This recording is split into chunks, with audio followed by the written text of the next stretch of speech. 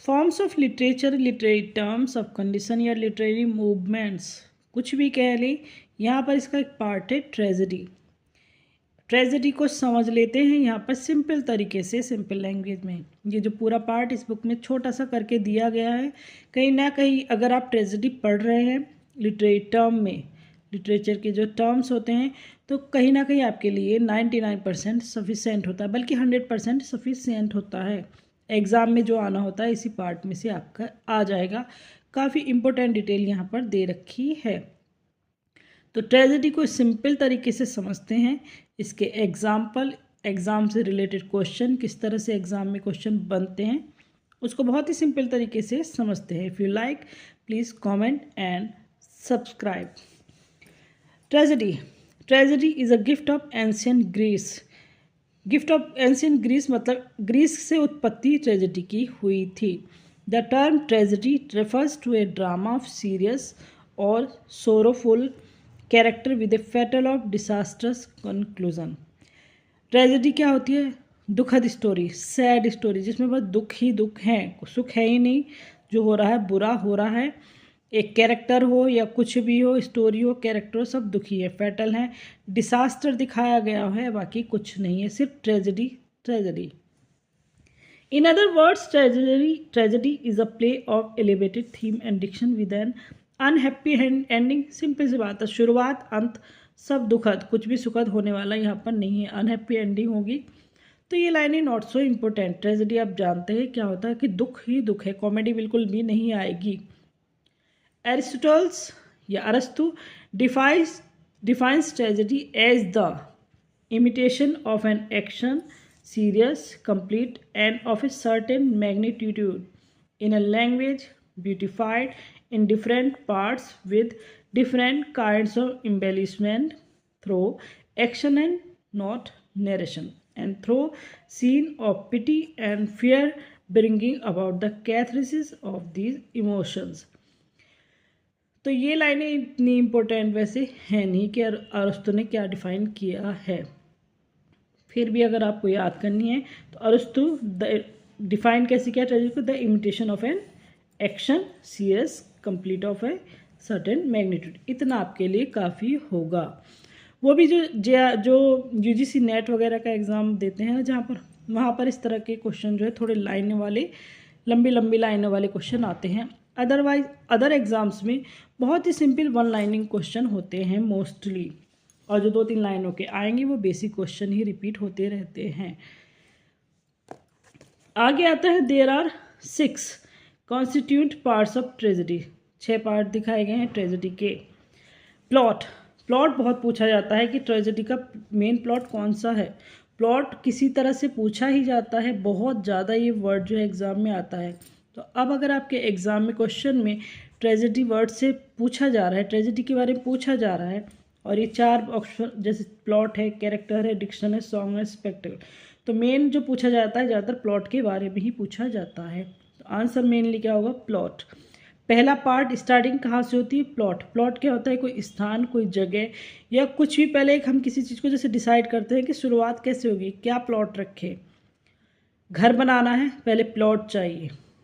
हमें कोई स्टोरी लिखनी है, पहले उसकी पूरी डिटेल, पूरा एक हमें जो है जगह चाहिए, एक पूरी डिटेल सही से चाहिए कि जहाँ से हम स्टोरी को स्टार्ट कर सकें, तो प्लॉट आएगा। फिर हमें क्या चाहिए होते हैं? कैरेक्टर चाहिए होते हैं, एक विचार चाहिए, एक डिक्शन चाहिए, सॉन्ग भी चाहिए, और हमें स्पेक्टिकल भी चाहिए। ओवरऑल प्लॉट इम्पोर्टेंट है ट्रेजेडी में। However plot is the most important part because it involves action, it is the soul of tragedy. ये क्वेश्चन आपका आता है, कई बार आया हुआ है, मोस्टली सभी एग्जाम्स में ये आ चुका है। Which is the soul of tragedy, या इन 4 ऑप्शंस पूछा जाएगा कि सोल ऑफ ट्रेजेडी कहाँ, कौन सा है, तो वो प्लॉट है। और ये बहुत ही इंपॉर्टेंट क्वेश्चन आपका यहाँ पर है। Tragedies can be classify into 2 main categories. Category को, ट्रेजेडी को भी 2 कैटेगरी में डाला गया है। एक क्लासिकल ट्रेजेडी होता है, एक रोमांटिक ट्रेजेडी हो जाता है। रोमांटिक ट्रेजेडी जैसे Romeo and Juliet. The first tragedy in English was Gorboduc. Most important question, कई बार सीधे से पूछ लेते हैं और तरीके से क्वेश्चन नहीं आता इस पर। पूछना है अगर ऑथर को तो यही पूछेगा कि which is the first tragedy in English, Gorboduc. दूसरा इसके राइटर पूछ ले जाते हैं, नॉर्टन एंड सैकविले। तो बस इससे ज़्यादा आपको सनून इसका कुछ ज़्यादा याद नहीं करना होता है। ये सीधे सीधे मेनली इसी तरह से पूछी जाती है कि first tragedy of English, Gorboduc, and किसने लिखी है, या आपसे ऑथर पूछ लेंगे कि गॉरबोडक के ऑथर कौन है, तो नॉर्टन एंड सैकविले, या which is the work of Norton and Sackville, तो Gorboduc. In 1561 it is classical tragedy, ये क्लासिकल ट्रेजेडी थी। Webster's Duchess of Malfi 1640 is a romantic tragedy, Duchess of Malfi Webster की romantic tragedy थी। तो अब classical tragedy कौन सी होगी, गॉरबोडक, और रोमांटिक ट्रेजेडी आपसे पूछी जाए तो डचेस ऑफ माल्फी। माल्फी किसने लिखी, वेबस्टर ने, और कब लिखी, 1614 में। तो ओवरऑल इस पार्ट में हमारे कई सारे क्वेश्चन आते हैं। पहला तो प्लॉट से रिलेटेड कि सॉल्व ऑफ द ट्रेजेडी क्या है, प्लॉट। फिर ट्रेजेडी को कितने जो कॉन्स्टिट्यूट पार्ट्स हैं, छः। ट्रेजेडी की कितनी कैटेगरी होती हैं, 2, क्लासिकल और रोमांटिक ट्रेजेडी। पहली ट्रेजेडी कौन सी थी इंग्लिश में, गॉरबोडक। किसने लिखी, नॉर्टन एंड सैकविले ने। कब लिखी, 1561 में लिखी। सेकंड आती है कैसी ट्रेजेडी थी ये, क्लासिकल ट्रेजेडी ये थी। अब वेबस्टर ने क्या लिखी, डचेस ऑफ माल्फी। कब लिखी, 1614 में। ये कैसी ट्रेजेडी है, रोमांटिक ट्रेजेडी। ये इसका जेनर क्या है, romantic tragedy, Duchess of Malfi है। तो यही 3-4 क्वेश्चन हैं। अब आता है मेन पार्ट, इसके कुछ क्वेश्चन जो कैथरेसिस या हेमार्शिया से बनते हैं। कैथरेसिस जो होता है, the death of A tragic hero. पहले तो इसका ये जो है इम्पोर्टेंट टर्म पूछ लिया जाता है कि which is the important term of tragedy यहाँ पर, तो वो कैथरेसिस ज़्यादातर ऑप्शन में आपके रहता है। अब इसकी थोड़े से इसके बारे में पूछा जाता है कि डेथ ऑफ ट्रेजिक हीरो किस पार्ट में जो है डेथ ऑफ ट्रेजिक हीरो दिखाई जाती है, किस क्या कहा जाएगा उसे, तो उसे कैथरेसिस कहा जाता है। आगे, the harder person by arousing the feeling of pity and fear and leaves the reader or the spectator in a state of calm of mind all passion spend. अब एक तरह से क्वेश्चन इस पर बनता है कि ट्रेजेडी के किस टर्म में जो स्पेक्टेटर्स है वो काम ऑफ माइंड या ऑल पैशन स्पेंट, जो सारा पैशन जो है स्पेंट हो गया है, बिल्कुल दिमाग सुन हो गया है, वो किस पार्ट में होता है, तो वो कैथरेसिस में होता है। जब एक ट्रेजेडी है और ट्रेजिक हीरोज में मर गया है। आप बता सकते हैं कि मोस्ट इम्पोर्टेंट ट्रेजेडीज कौन कौन सी हैं। विलियम शेक्सपियर की हो, मेनली तो विलियम शेक्सपियर की ही रहती हैं, तो कौन सी होगी, कौन सा कैरेक्टर्स हैं जो ट्रेजिक हीरो हैं। हेमार्शिया पूछे थे तो it is a tragic flaw और fatal flaw in the character of the hero and it leads to the his doom and death. ये एक पार्ट होता है हेमार्शिया, हालांकि टर्म में ही आएगा कि हेमार्शिया। अब ये क्या होता है, ये ट्रेजिक हीरो का ऐसा पार्ट होता है, ऐसी कंडीशन होती है कि जहाँ पर वो leads to his doom and death, कि जहाँ पर मतलब वो लीड कर रहा है कि आगे पता चल जाएगा कि कहीं ना कहीं मृत्यु इसकी होनी ही है, डेथ की तरफ वो बढ़ रहा है। पेरिपेचिया क्या है, peripeteia means sudden change in the future of the hero from good to bad और from high to low.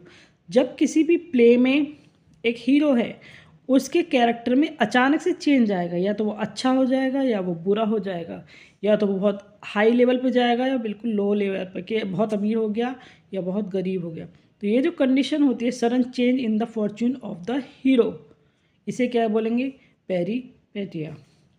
कैटेस्ट्रोफे important ये जो चार स्टार्टिंग की आप है, चारों में से कौन सी, कैथरेसिस तो मेनली पूछी ही जाती है, फिर भी चारों में से कौन सी पूछ ली जाए ये नहीं होता, क्योंकि चारों ही बहुत ज़्यादा इम्पोर्टेंट है।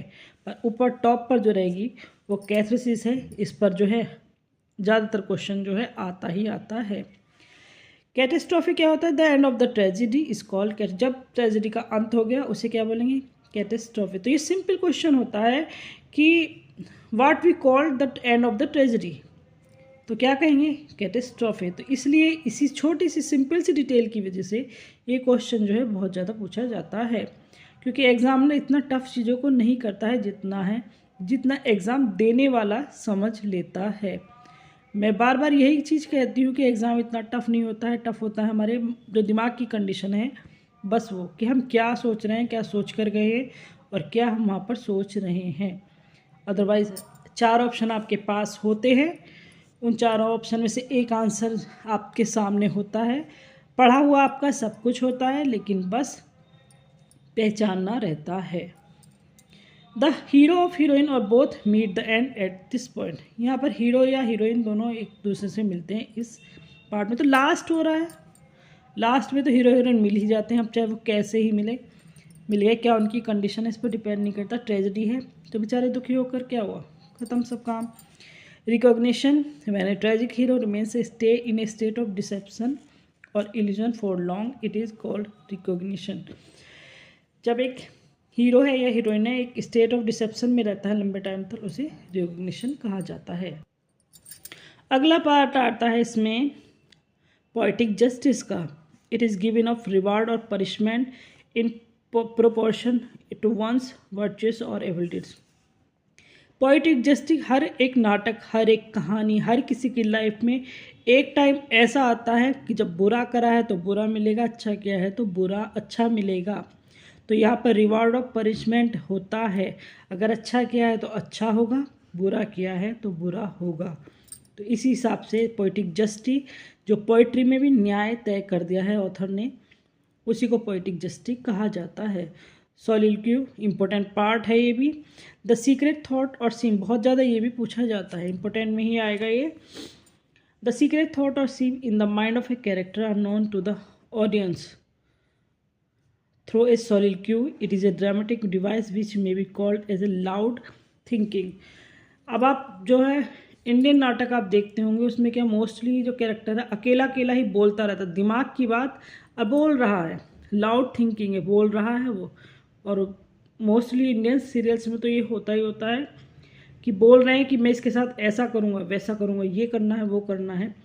तो उस को कोई और नहीं सुन रहा पर ऑडियंस सुन रही है। तो सॉलिलोक्यू होता है जब एक आदमी, कोई भी कैरेक्टर होगा, अकेले में कुछ बोल रहा है, उसे सॉलिलोक्यू कहा जाता है। Loud thinking soliloquy. The secret thought और scene in the mind of a character are known to the audience. Audience सुन रही है तो हम तो सुनते रहते हैं, इंडियन जो सीरियल्स देखते हैं उनको बहुत अच्छे से पता होगा इस चीज़ का। तो यहाँ पर ट्रेजेडी हमारी बहुत ही अच्छी प्यारे से डिटेल यहाँ पर दी गई है और ये काफ़ी होती है ट्रेजेडी से रिलेटेड। आपको ट्रेजेडी को सर्च करना है तो यहाँ पर ये पार्ट काफ़ी है, बहुत है ये। इसमें से ही कहीं ना कोई क्वेश्चन ये जो अगर ट्रेजेडी के बारे में क्वेश्चन बना तो इसी में से आ जाएगा, क्योंकि सारी चीज़ें इसमें दे रखी हुई हैं। इसके काइंड्स हैं, इसके पार्ट्स हैं, कैटेगरी है, कब उत्पत्ति, सब है यहाँ पर। तो याद करने वाली चीज़ कौन है, ट्रेजेडी ग्रीस से उत्पत्ति हुई है, नॉट सो इम्पोर्टेंट। ट्रेजेडी क्या है, दुखद सैड स्टोरी, पूरी की पूरी कहानी सैड है। 6 इसके पार्ट हैं, पार्ट में भी इसका जो सोल ऑफ ट्रेजेडी किसे कहा गया है, प्लॉट को कहा गया है। फर्स्ट ट्रेजेडी हमने पढ़ी ली, गॉर्बोडक। आगे इसके काइंड्स आते हैं, कैथेसिस, जब ट्रेजेडिक हीरो है उसकी मृत्यु दिखाई जाएगी और जो ऑडियंस है उसका दिमाग मतलब सुन्न हो जाएगा, काम ऑफ माइंड, और उसका जो पैशन है सब खत्म हो जाएगा कि क्या हुआ, एक लगता है कि ये क्या हुआ, इसके साथ गलत हुआ, सोचता रह गया, सुन हो गया, वो कैथेसिस है। हेमार्शिया है, ट्रेजिक जो है फ्लो दिखाएंगे ट्रेजिक हीरो का, to his doom and death. Peripeteia क्या होगा, एक सडन चेंज होगा हीरो की फॉर्च्यून में, या तो वो अच्छे की तरफ जाएगा या बुराई की तरफ, हाई होगा या लो होगा। कैटेस्ट्रॉफी क्या है, एंड ऑफ द ट्रेजेडी कहा जाता है। रिकॉग्निशन क्या होगा, स्टेट ऑफ डिसेप्शन और इल्यूजन होता है। पोएटिक जस्टिस क्या होती है, जब किसी हीरो को या कैरेक्टर को उसे या तो रिवार्ड दिया जाता है या पनिशमेंट दिया जाता है।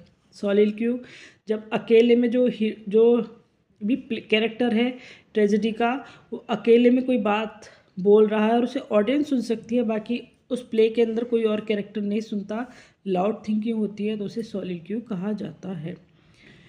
तो यहाँ पर ये ट्रेजेडी हमारी पूरी होती है और काफ़ी है आपके एग्ज़ाम के अकॉर्डिंग। Thanks for watching.